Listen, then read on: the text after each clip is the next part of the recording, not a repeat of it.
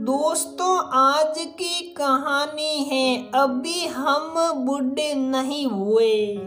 दोस्तों, कहानी शुरू करने से पहले अगर आपने हमारे चैनल को सब्सक्राइब नहीं किया है तो सब्सक्राइब कर लीजिए ताकि आपके पास पहुंचे हर नया वीडियो।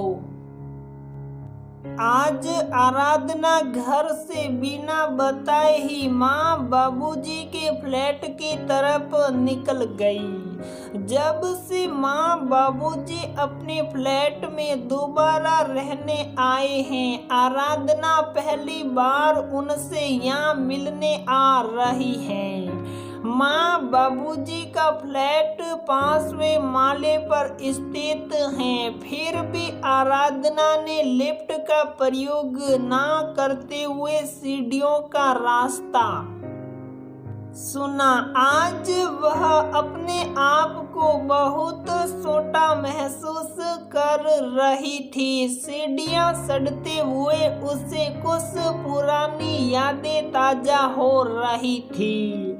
जब माँ बाबूजी उनके साथ ही उनके घर में रह रहे थे, उसे बचपन से ही ये सीख मिली थी कि बुजुर्गों से घर का काम नहीं कराया जाता। जब छोटी थी तो किसी के घर जाती तो उसने हमेशा यही देखा कि बड़े लोग केवल आराम करते हैं क्योंकि वह बूढ़े हो चुके हैं और उन्हें अब केवल आराम की जरूरत है। परंतु ये बात हर किसी के ऊपर फिट नहीं हो सकती।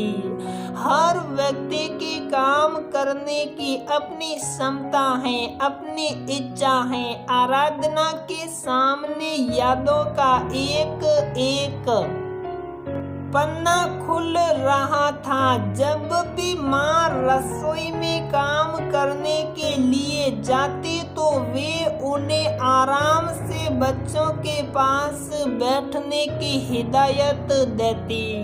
माँ, आप यहाँ बैठो और बैठकर सब्जी काट दीजिए, ऐसे ही मैं यहाँ आपको कुछ न कुछ काम देती रहूंगी। पर बेटा, तू अकेले रसोई में खड़े खड़े इतना काम करती है, मुझे अच्छा नहीं लगता। ला, मैं तेरी कुछ मदद कर दूं। माँ, अब आपकी उम्र नहीं है ये सब काम करने की, आप बस आराम करो। आपने हम दोनों बहनों को पालने के लिए क्या कुछ नहीं किया, अब आप सिर्फ आराम करो। आराधना और नेहा के कोई भाई ना होने के कारण आराधना माँ बाबूजी को अपने पास ही ले आई। परंतु माँ बाबूजी को यहाँ बेटी के घर ऐसे बिना काम के रहना बिल्कुल भी नहीं भा रहा था। एक दिन माँ बाबूजी अकेले मंदिर जाने की जिद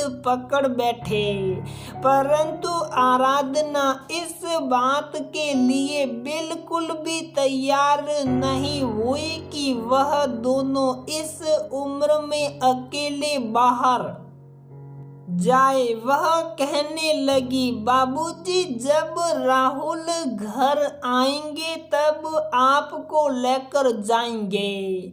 मैं आप दोनों को ऐसे अकेले नहीं भेज सकती। शाम को राहुल जब घर आया तो उसने थका हुआ होने के कारण साथ जाने से साफ इनकार कर दिया। इस तरह से दिन पर दिन बीते गए, परंतु राहुल उनके लिए समय ना निकाल सका और आराधना उन्हें अकेले जाने नहीं देती थी। बच्चों की परीक्षाएं चलने के कारण वह भी उनके साथ जाने में असमर्थ थी। एक दिन माँ बाबूजी आराधना के पास आए और बोले, बेटा तू हमारी बहुत सेवा करती है, इस बात से हम इनकार नहीं कर रहे, परंतु बेटा हम दोनों ने ये निश्चय किया है कि हम दोनों अब अपने फ्लैट में ही जाकर रहेंगे। प्लीज तू बुरा नहीं मानना, पर अब हमारा दोनों का यही निर्णय है। पर बाबूजी आपको यहाँ किस चीज की कमी है? बेटा बात कमी की नहीं है, बात है अपना जीवन अपने अनुसार जीने की। आराधना उन दोनों के अपने घर से जाने से बहुत